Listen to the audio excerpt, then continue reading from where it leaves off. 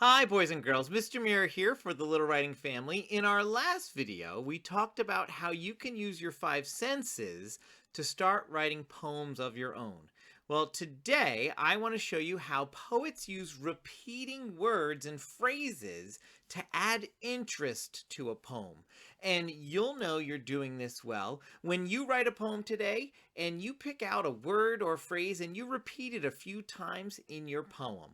Why don't you take a look at a couple of poems I wrote that use some repeating words? Here, I decided to go back to different foods here, and so I wrote a poem about popcorn. Let me just center it. There it is. So here's my popcorn poem here. Popcorn. Now again, I'm using my senses to figure out the words to choose here. So I wrote bumpy, warm, pop, pop, pop, buttery, salty, crunchy, oh so crunchy. So if you take a look right there, you can see I'm repeating some things. I decided bumpy, warm, pop, pop, pop. Because when you think about it, when you stand there over your stove or by your microwave, wherever you make popcorn, you hear those little popping noises. So I thought that was probably the most important word to repeat. When I looked at this, I originally wrote bumpy, warm, pop, buttery, salty, crunchy, and I thought, warm? Like if I would have written warm, warm, warm, that's not the most important word here, right? We don't think of popcorn and think, oh, it's warm, warm, warm. But we think of pop, pop, pop, because that's the sound we hear all the time. So I chose the word pop to be my repeating word. I don't just pick any word in the poem. I want to pick a poem that will, a word that will really add something to my poem. So I picked pop to be my repeating word. I also repeated the word crunchy because like when you're biting it, you really can, it even makes a crunchy sound when you're eating popcorn. So I put crunchy, oh so crunchy. I didn't want to write crunchy, crunchy, crunchy or crunch, crunch, crunch. I could have, but I decided not to, right? But I did repeat pop, pop, pop. Now, I mentioned in my last video, or one of my last videos, that we don't usually see too much punctuation. Like, we don't have to put a period. We don't have to write in sentences. But you'll notice I put an exclamation point at the end of each pop. That was a choice I made. I wanted my readers not just to go pop, pop, pop. I wanted them to read it as pop, pop, pop. So I put an exclamation point at the end of each one. All right, well, let's take a look at another one I wrote. I think I've got 3 here today. Mario Kart. Now, that was on my list of topics I was going to write about. So I was thinking about not so much writing a poem about the characters and what they're doing, but I was thinking about, my kids playing Mario Kart and inviting me to play with them and what happens when we do that. What's going on the screen and in the room.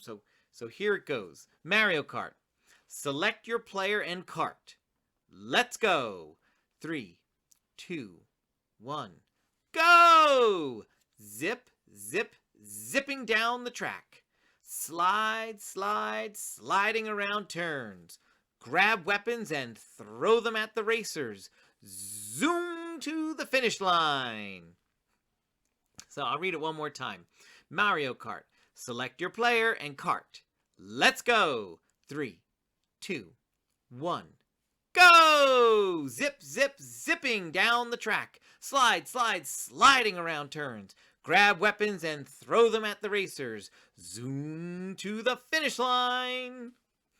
Now, right away, you can see I've got some elements from Mario Kart right in here. Like when you start a game, you select your player and kart. You see them count down 3, 2, 1, go, and then you start racing. And that's where I decided to do my repeating. I didn't put like, let's go, let's go, let's go, because that's not really important. I didn't put like, select your player, player, player, because player's not a big focus in my poem. I wanted to focus on the action that was happening on the screen. So I have it, zip, zip, zipping down the track. And it's okay, like the last one with popcorn, I just wrote pop, pop, pop, and that's okay. This one I wrote zip, zip, zipping, and then I added a few more words down the track. Free verse. You can do it either way. Slide, slide, sliding around turns. And then I was like, okay, Mr. Mayor, take a break here. Don't keep writing all these repeating words. I didn't want to have any more here. So I just wrote, grab weapons and throw them at the racers. Now, could I have written something that said, bam, bam, bam, knock them with shells?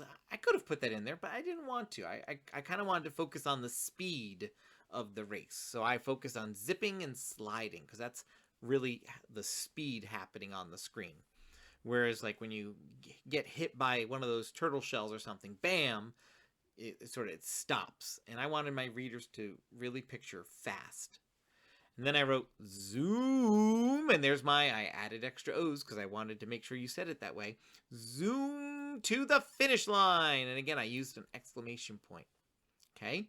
So there, again, I chose some repeating words, but I was very targeted about what words I used. I decided to use some real great action words to help my reader feel how fast the game can go. All right, last one. Up at bat. Playing baseball here. Now you notice right away, when it says up at bat, I'm not talking about the whole baseball game. I'm not talking about playing in the field. I'm not going to be talking about sitting on the bench. I'm not going to be talking about my baseball glove and everything else.